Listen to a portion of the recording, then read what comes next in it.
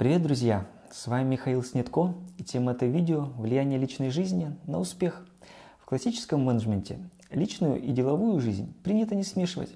Классический менеджмент считает, что работа – это одно, а личная жизнь – это другое, и одно никоим образом не связано с другим. К сожалению, а может к счастью, жизнь эту теорию опровергает. Почему мужчины часто боятся женщин? Потому что они их не понимают. Дело в том, что все, что мы не понимаем, вызывает страх. Почему женщину трудно понять? Потому что часто она сама себя не понимает. А как можно понять того, кто сам себя не понимает? Женщина – это дар или наказание? Это всегда зависит от позиции мужчины. Если перед мужчиной стоит задача узнать свою женщину, то какой самый быстрый способ это сделать? Если перед мужчиной стоит задача узнать истинное лицо женщины, то задача предоставить на какое-то время ей власть. Для чего необходимо дать власть? Дело в том, что до тех пор, пока мужчине не довелось понаблюдать за женщиной в момент ее власти, он не узнает, кто рядом с ним. Это ангел или чудовище. Исключением являются случаи, когда женщина полюбила мужчину сама. Любая женщина в отношениях с мужчиной всегда проходит 3 фазы. Что это за фазы? Первая фаза – это поиск. Поиск кого? Мужчины с властью. После того, как объект был найден, что происходит дальше? Дальше начинается подстройка. Что значит подстройка? Женщина может занять любую позицию, любую роль, которая идет от запроса мужчины. Что происходит параллельно с обыгрыванием этой роли? Женщина производит поиск слабых мест. На первой фазе, чтобы мужчина открылся, женщина использует стратегию «для тебя, дорогой, сделаю все, что угодно». Хочешь короткую юбку? Окей. Хочешь, чтобы я начала учиться? Хорошо, я начинаю учиться. Хочешь, чтобы я пошла работать? Хорошо, я пошла работать. Женщину на Востоке сравнивают с водой. Почему? Она легко меняет свою форму, то есть заполняет любую форму, которую мужчина ей предоставит. По сути, женщине достаточно 2-3 минут, чтобы любую предоставленную ей форму заполнить. Для чего нужна первая фаза? Чтобы мужчину просчитать. Задача первой фазы – понять код доступа или пароль к мужчине. Что происходит с мужчиной на этой фазе? Он отдаляется от своих друзей. Каким способом она это делает? Ей код известен. Каким становится мужчина, когда он влюбляется? Добрым. Исчезает воля, исчезают амбиции. Его в этой жизни начинает все устраивать. На лице появляется улыбка идиота. По сути, мужчина превращается в овощ. Вторая фаза. Женщина начинает мужчиной манипулировать. Когда мужчина входит в эмоциональную связь с женщиной, он как бы засыпает. Что значит засыпает? Прекращает видеть риски, перестает видеть мир таким, какой он есть. После того, как мужчина заснул, что делает такая женщина? Она его вышвыривает. Когда начинается вторая фаза, в которой мужчина становится маленьким ребенком, интерес к нему у такой женщины пропадает. Как понять, что интерес у женщины пропал? Она теряет интерес к нему, как к мужчине. Как это можно понять? Мужчина не хочет заниматься с ней сексом. Дело в том, что когда мужчина хочет заниматься с женщиной сексом, это всегда ответ на запрос, на призыв. Что это значит? Это означает, что если у женщины запроса нет, то и у мужчины отклика не возникает. Как раз все случаи импотенции связаны с этой причиной напрямую. Третья фаза. Как только слабые места мужчины были найдены, начинается игра. Как только началась игра, начинается заключительная фаза. Что это за фаза? Манипуляция с целью завоевания власти, тотальной и постоянной. Когда женщина вступает в третью фазу, то есть разрушить мужчину или самой уйти, то самой уйти часто не работает. Почему? Потому что смысла нет. Дело в том, что хоть интереса и нет, но власть-то есть. Почему мужчина не может уйти? Потому что и код известен.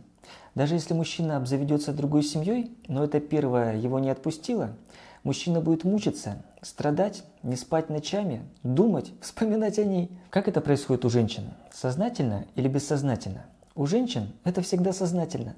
Даже если это происходит бессознательно, то женщина все равно это осознает. Возможно, она не дает этому оценку, но то, что женщина вытворяет, она понимает всегда. Как в этом случае мужчинам на женщин реагировать? Как только он видит, что она в первой фазе, хорошо, продолжаем контактировать. Как только она перешла во вторую фазу, пошла нахер, дорогая. Почему в этих вопросах важно научиться разбираться? Зачастую, оказавшись в позиции проигравшего, мужчина начинает испытывать серьезные проблемы либо с бизнесом, либо со здоровьем, либо со своим ближайшим окружением. Как мужчине выстраивать отношения в бизнесе с женским полом? Убирать эротическую составляющую. Какая у мужчин позиция с мужским полом? Позиция одна – работодатель. То есть ничего личного, только бизнес. Соответственно, отношения выстраиваются на критериях эффективности. Поэтому задача с противоположным полом – тренировать ту же самую стратегию. То есть, дорогая, ничего личного, только бизнес.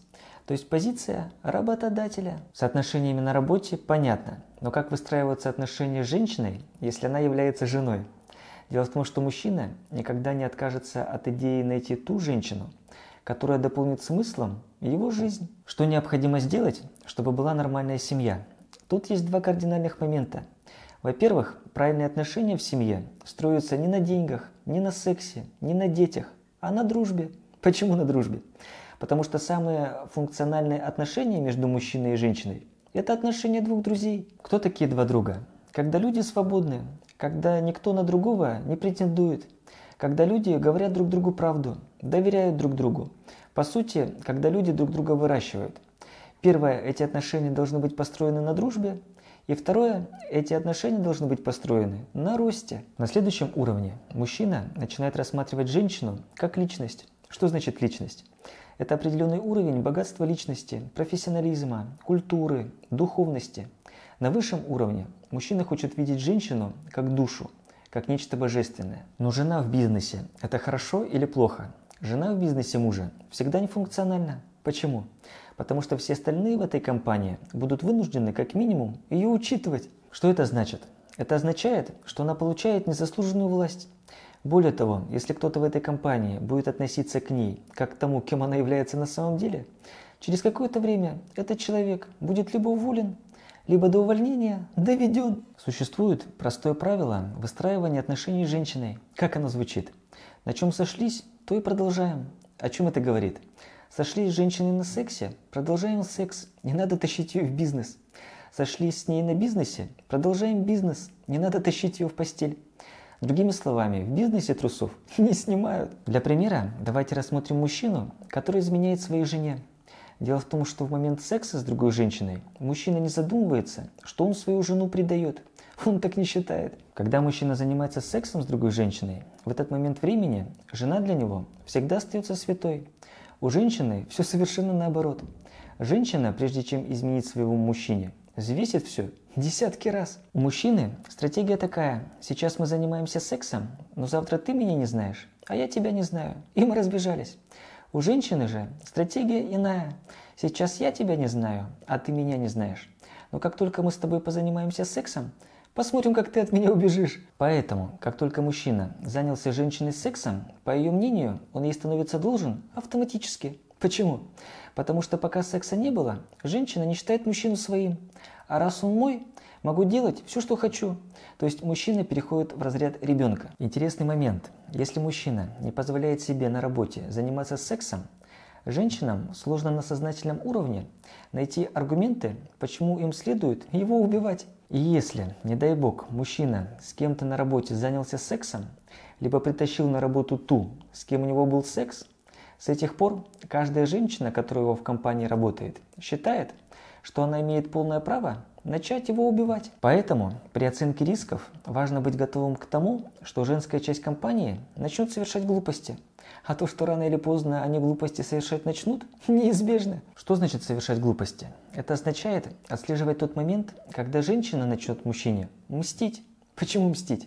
Потому что ни один человек не простит вам вашего величия. Например, женщина работает главным бухгалтером. Предположим, у мужчины в этих отношениях есть желание оставаться хорошим. И к женским глупостям он не готов. Почему не готов? Потому что он желает оставаться хорошим. Что означает, когда мужчина желает быть для женщины хорошим? Это означает, что в этот момент времени срабатывает комплекс его неполноценности. Проблема в том, что в тот момент времени, когда женщина начнет совершать глупости, мужчины к этому времени в этих отношениях уже быть не должно. Почему это опасно? Женщина этот обман создает постоянно. Почему? Она всегда опирается на социальные схемы отношений. Что это за схемы? Схемы верности, преданности, материнства. Проблема в том, что это не схемы бизнеса. Это схемы социальные. В чем заключается цель женщины, поведение которой базируется на этих социальных схемах? Выставить мужчину идиотом или преступником, разрушить его, уничтожить, например, при помощи админ-ресурса. Дело в том, что наше общество базируется на социальных законах, которые говорят, что если мужчина имеет больше, то женщина с этим не согласна. А если женщина с этим не согласна, то она не успокоится никогда. Женщина часто убеждена, что все мужские успехи – это ее заслуга. Что это значит?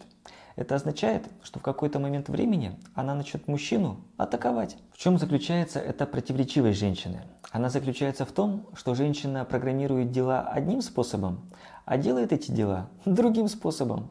Но ответственность за эти дела всегда перекладывает на мужчину. Другими словами, женщина ставит цель, для достижения которой необходимо произвести определенные действия. Но действия она совершает такие, чтобы эту цель не достичь. И когда эта цель не достигается, вина за это недостижение всегда перекладывается на мужчину. Женщина практически всегда находится во фрустрации. Почему? Потому что по поводу власти у нее серьезные проблемы. Потому что власть у нее есть над мужчиной при условии его согласия. На что обычно женщины при знакомстве с мужчиной делают ставку. В большинстве случаев это ставка на секс. Если такой женщине удастся мужчину в постель затащить, для чего ей этот секс будет нужен?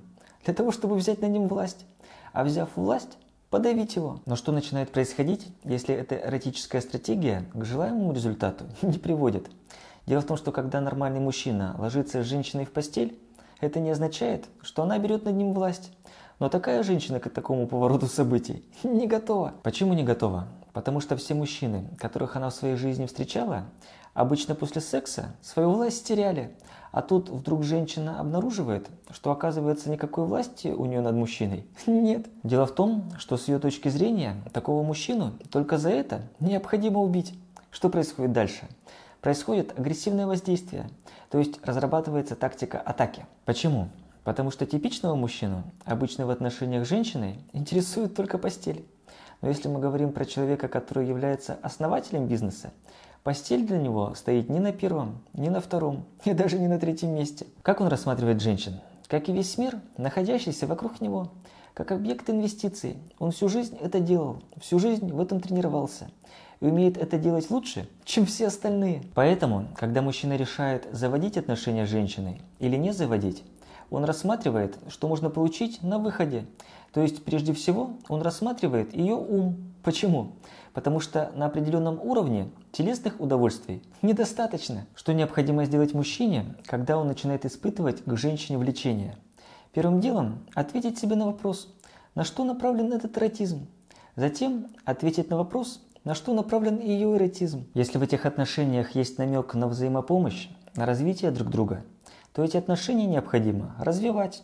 Потому что это тот ресурс, который наилучшим образом заполнит то пространство, которое мужчина в данный момент времени созидает. Переходим в семью и отвечаем на те же самые вопросы. Какие мои интересы как мужа и какие ее интересы как жены?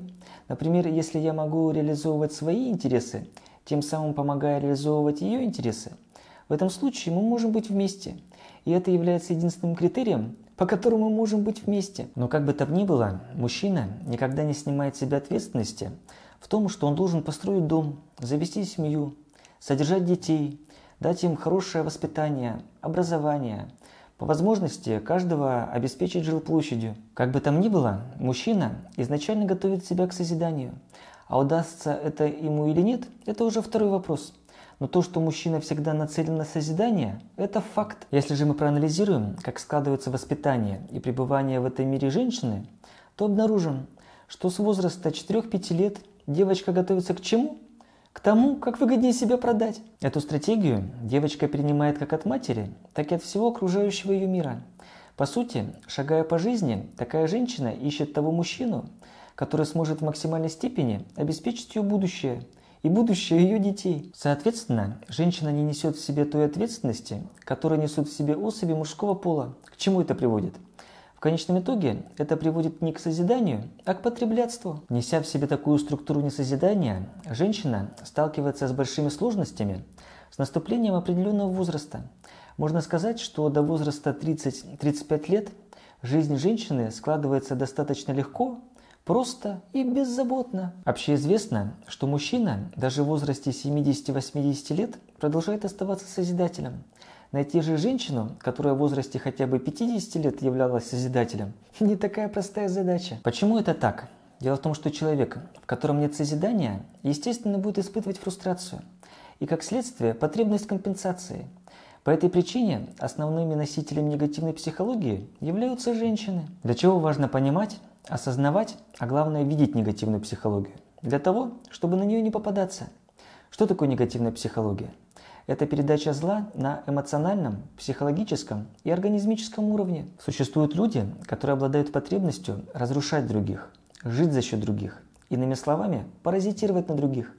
Чаще всего такие люди притворяются, что любят, хотя на самом деле требуют, чтобы любили их. Сами такие люди любить не способны, хотя заявляют и сознательно считают, что они могут любить, что их любовь является самой правильной любовью. Что считается началом процесса развития в человеке негативной психологии? Как только человек входит в состояние неудовлетворенности, у него тут же возникает потребность свое состояние компенсировать. Эта компенсация в негативной психологии всегда происходит за чужой счет. И у такого человека это становится его жизненной потребностью. Желая свое состояние компенсировать, он начинает разрушать себя и других. Любое действие человека, не подкрепленное радостью, является фрустрацией. Любой человек, который испытывает фрустрацию, начинает быть предрасположенным, чтобы этой заразой под названием негативная психология инфицироваться. Негативная психология характерна для любых человеческих отношений, в которые вовлечены двое. Кто в этих отношениях будет в выигрышной позиции? Тот, кто сильнее, или тот, кто слабее? В негативной психологии выигрывать всегда будет более слабый. Почему наиболее сильный всегда будет терпеть поражение? Потому что его жизненный тонус будет снижаться. Его энергетика будет уходить к более слабому. Соответственно, худший всегда будет питаться за счет жизни лучшего. Что происходит после того, как негативная психология человека захватила? Он начинает следовать простой повторяющейся стратегии, состоящей из 3 ходовки. Что это за шаги? Первый шаг для того, чтобы привлечь к себе жертву, носитель негативной психологии готов сделать для жертвы все, что угодно. Фрустрированный человек всегда стремится помогать другим. Но природой так задумано, что сначала необходимо позаботиться о себе, а потом от избытка ресурсов начать ими делиться с другими. Почему?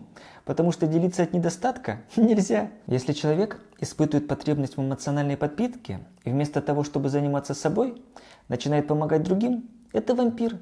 И этот психологический паразитизм подается под соусом любви, заботы, сострадания, то есть в любой форме псевдоматеринской опеки. Как распознать психологический вампиризм? Если более сильный начинает помогать более слабому, здесь вампиризма не будет никогда. Но когда более слабый начинает помогать более сильному, здесь вампиризм будет всегда. Когда человек не достиг собственной самореализации, самодостаточности, но при этом стремится помогать другому, он полагает, что он любит другого. Но на самом деле он другого душит, он его опустошает. Когда мы видим эти ситуации в бизнесе, встает вопрос, что необходимо с этой вакханалией делать. Первое, что необходимо сделать, это привести этого донора к осознанию, чтобы стать независимым. В чем заключается проблема? Дело в том, что тот, кто является донором, всегда открывается, тем самым становясь к манипуляциям предрасположенным. По каким причинам он открывается? По причинам того, что он добрый. Понимая основы негативной психологии, задача – выработать у себя навык распознавания носителей негативной психологии. Для чего это надо? Чтобы как минимум не становиться их жертвой. Но если каждый мужчина внутри себя покопается, он найдет там поиск той женщины, которая будет его любить. В чем заключается проблема? Одновременно с поиском женщины, которая будет его любить, мужчина производит не что иное, как подпитку комплекса собственной неполноценности, тем самым этот комплекс усиливая. В чем тут проблема? Дело в том, что когда мужчина приближает к себе женщин, он начинает применять ту же самую стратегию, которую он использует и в бизнесе. То есть, приближая к себе женщину, мужчина считает, что он в нее инвестирует. В чем проблема такого подхода? Дело в том, что чем в большей степени мужчина добавляет эротическую составляющую в отношения с женщинами, тем быстрее он двигается к суициду. Как эта проблема решается? Перевести отношения с женщинами в бизнесе на те же принципы, что и с мужчинами. То есть прекратить вводить эмоциональную составляющую с противоположным полом как критерий принятия решения. Также любому мужчине крайне важно понимать и научиться преодолевать материнский комплекс. Что значит материнский комплекс? Когда мужчина чувствует себя успешным только в том случае, если женщина им восхищается. Соответственно, задача каждого мужчины заключается в умении преодолевать любую связь с материнской психологией. Другими словами, отказаться внутри себя от поиска той женщины, которая будет им восхищаться. Как только мужчина внутри себя прекратит искать ту женщину, рядом с которой он будет желать оставаться хорошим, вопрос с материнским комплексом у него будет закрыт раз и навсегда. На этой оптимистической ноте предлагаю данное видео закруглять. Как мужчинам вести себя с женщиной? Женщиной правильно себя вести не как с человеком противоположного пола, а как с жизнью. Почему? Потому что жизнь – это женщина, а женщина – это жизнь. Подписывайтесь на мой канал, нажимайте колокол, чтобы не пропустить следующий выпуск. Высказывайте свою точку зрения в комментариях, ставьте лайки и увидимся в следующих видео. Пока!